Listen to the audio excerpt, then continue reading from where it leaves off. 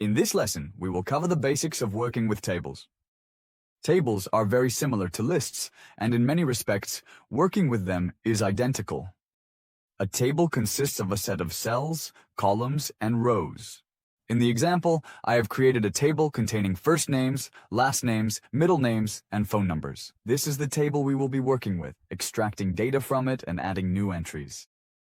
To start working with a table, you need to create one.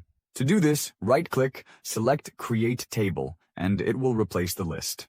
Give it a name so you understand what it contains.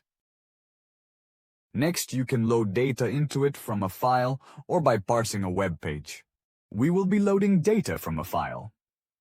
To load data from a file, we need to specify the path to our table. To do this, we create input settings and add Piding and Amorphol Kippa Follinen.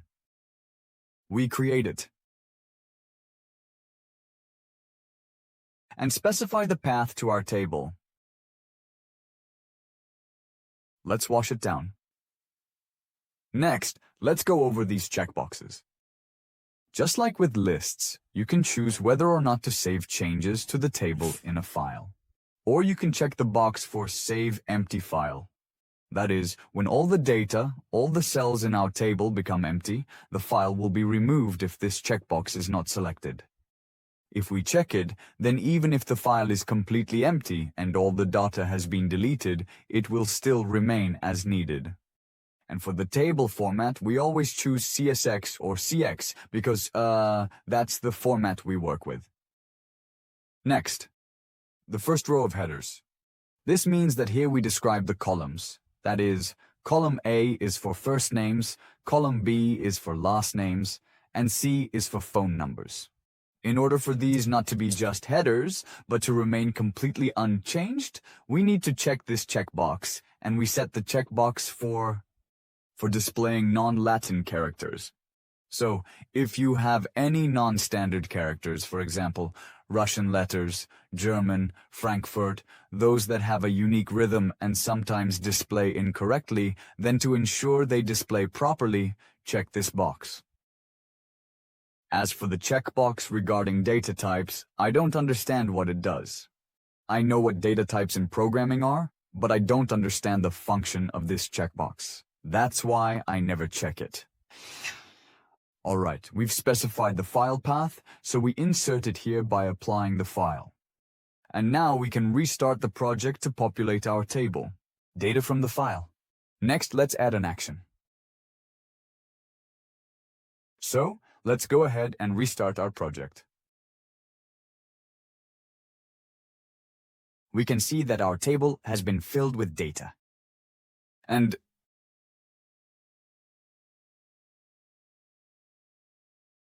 we can clearly see that the headers, specifically the very first row of headers in this table, are now highlighted for emphasis, making them stand out visually. This means that they are displayed directly in the workspace.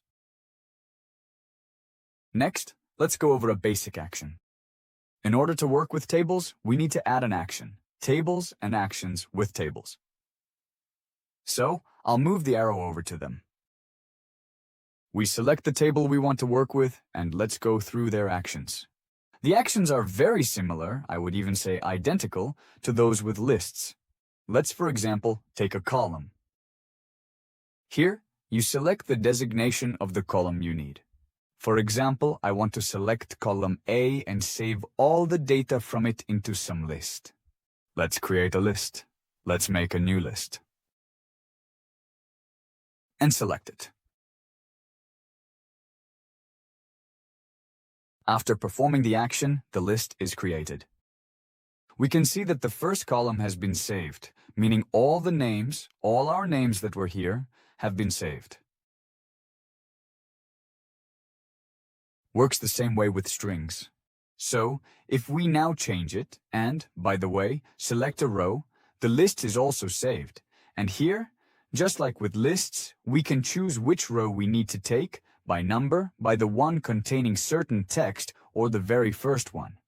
Let's say, for example, we pick one at random. Well, we know what's here. In that case, you can select using the appropriate key or a regular expression. Let's leave a random row. and also add it to the first list. Let's check it. Let's break down the content. And let's restart, so our list gets cleared. And we can see that now the entire first row is actually contained in the list, meaning the header was omitted, just as we set with the checkbox, and the entire first row was indeed recorded into this list. Or we can record each variable separately. To do this, we select Variables here, and we will assign a separate variable to each column. Let's write 3 here. The variable name here, the variable surname, that is the last name. And here's the phone number. Let's take it for ourselves. After launching with the banner,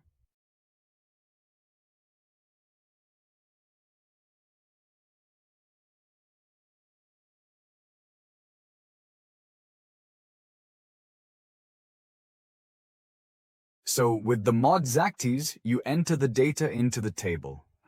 I have summer. Add a row and add it to the variables. Let's add new data. Let's say we want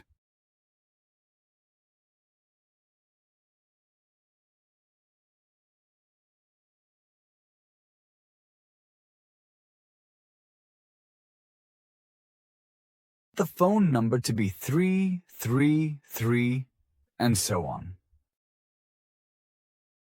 To do this, we sequentially, just like before, first the name, then the surname, then the phone number, insert the variables, create the variable name.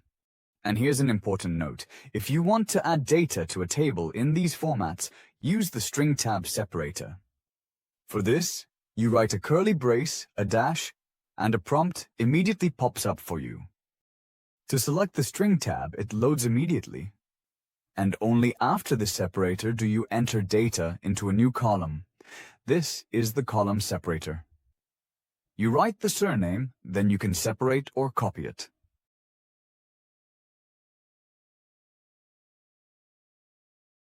And after that, you enter the phone number. After executing the banner sheet, we go to the table and see that a new row with the entered data has been added. In the same way, we can add data to a specific cell. For example, I want to add a new name to cell I5. Let's change the name here. We'll just call it Paul.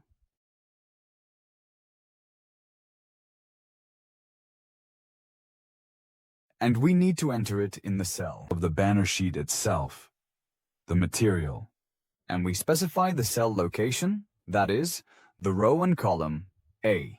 Here I write 5, here A, and we enter the variable name, then simply execute this action.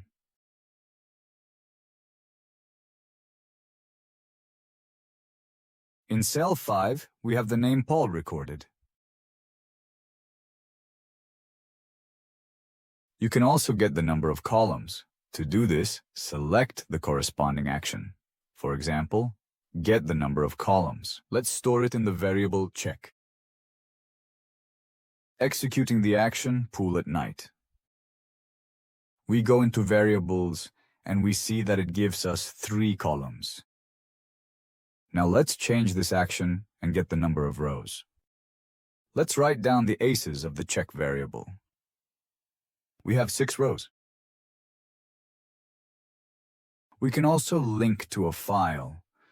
To do this, we select the corresponding action, linking the table to a file, and specify the path to our file. And here's an important detail. If we leave this checkbox selected, if the file is missing, the program will create it automatically and fill it with the necessary data. Let's perform this action, and our data should be transferred from our internal table in Project Maker. But this doesn't always happen immediately. Sometimes it takes about 30 seconds. Let me restart the table, and we'll check. I've restarted our table, and we can see that all the changes made in Project Maker are now reflected in our original file. What's next?